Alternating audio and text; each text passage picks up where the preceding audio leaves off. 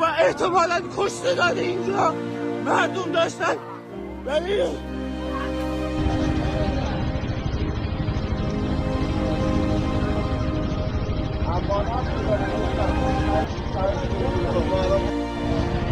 Early in the morning of Friday, June 13, Israel launched Operation Rising Lion, striking dozens of Iranian nuclear and missiles facilities, including the Natanz enrichment site, using around 200 jet explosive-laden drones and Mossad sabotage teams. Their goal to halt Iran's uranium weaponization program.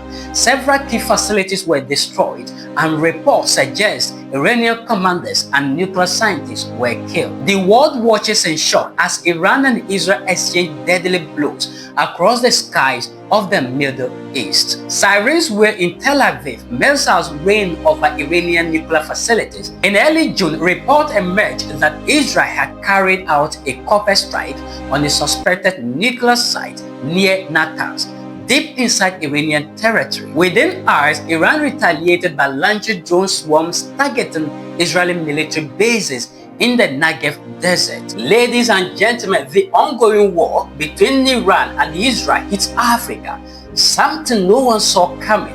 The missiles fly in the Middle East, prices rise in Africa. It is June 2025, and while Israel and Iran exchange fire, Africa is quietly bleeding economically, socially, and politically. Today, we are asking the hard question: how is the war between Israel and Iran in June 2025 affecting Africa? We may be miles away from the bombs, but the shockwaves are shaking our economies, our market, and even our government. So let's break it all down step by step. Now, let's start with what you are already feeling: fuel prices. Since Iran is a major oil producer and Israel's strikes have triggered naval blockades near the Strait of Hormuz, the world's oil supply is under threat. Guess who is paying for it? Across Africa, fuel prices will soon surge in the coming days if the war continues, and the economic pain will be real. Africa imports over 8% of its fuel. When oil prices go up globally, we suffer immediately. It's not just fuel, it's food too. Iran and its allies are big players in the global wheat trade. With war disrupting shipping and trade movement, Africa, already struggling from the Ukraine crisis, is facing another food shock. So undoubtedly, expect prices of bread to go up in some African countries. Economists are sounding the alarm. Many African countries are already in debt. This war could trigger currency collapse, loan default, and worse. Ghana, Kenya, and Egypt, all facing IMF pressure, now have to spend more on fuel imports and more on food subsidies. That means less for health, education, and jobs. In short, the war is squeezing African economies that were already struggling. And let's not forget the political tension.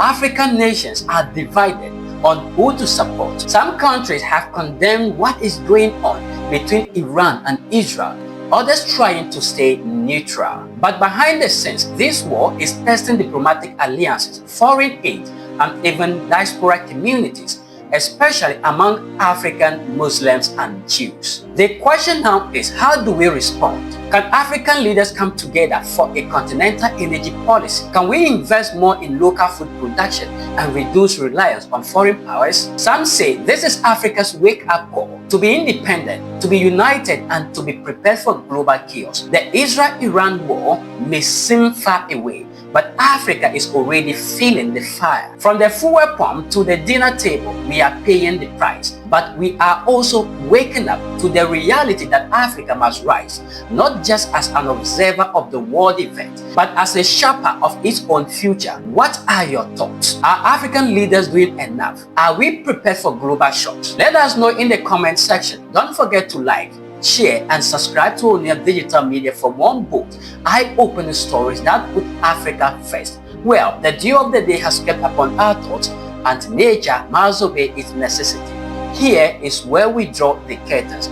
Until we meet again, my name is Paul Lingua, the Africa Orator.